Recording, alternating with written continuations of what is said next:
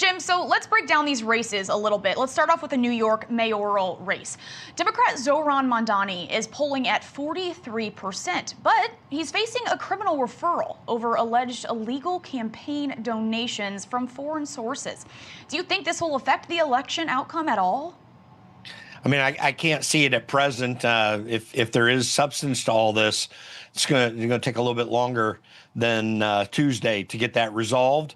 It'll be interesting if there is substance to see what happens afterwards, and that could be a short bit of chaos, and we'll see how that plays out. But no, I don't see that affecting the outcome. This thing has been strongly in his hands for months now, and I just don't see that changing. New Yorkers, people in New York City, I guess they've decided they want to be ruled by socialist, frankly, communist government. And in the Virginia race, Earl Sears, she would be the first black female governor if she wins. Spanberger has said that she won't work with President Trump to create jobs. So where do you think this race could go, and what should we know?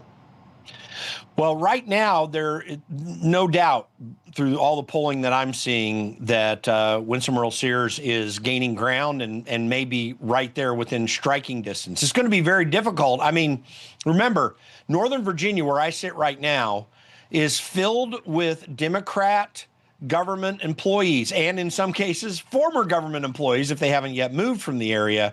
And they're kind of hot against Donald Trump right now. Of course, that's a deep state problem that we need to be fixing. But Northern Virginia is always a big challenge in recent decades for Republican statewide candidates. That does not mean that she can't do well. We're seeing heavy energy outstate. Republicans are energized in Virginia.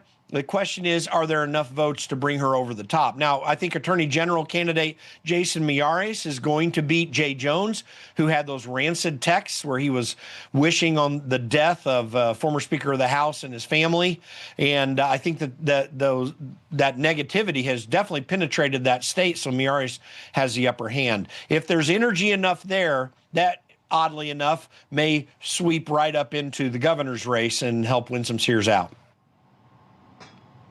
Yeah, it's definitely going to be a tough one and a pretty close call there. Let's shift to California. So Prop 50 will allow Democrats to redistrict before the next census. And now this potentially flipping up to 5 Republican seats to Democrat for the 2026 through 2030 election. Give us your thoughts on this. What are you seeing? Well, the polls seem to indicate that it's going to pass, but there may be some legal challenges to this that are quite serious that could thwart Gavin Newsom's efforts to do this. And also, there is some evidence of real Republican energy in the state and showing some concern about this. Absolutely, with many Republicans in districts that they would lose their congressman and have to be represented by a Democrat.